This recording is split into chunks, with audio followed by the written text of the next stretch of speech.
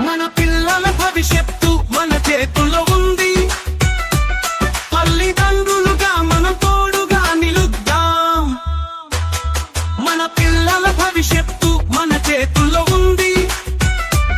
తల్లిదండ్రులుగా మనం తోడుగా నిలుద్దాం. మన పాఠశాల మన గుడి, బడియే మన పిల్లల ఆశా కిరణం. బడి బాగు కొరకు కట్టుబడి కాపాడుకోవడం మన కర్తవ్యం. మన పాఠశాల మన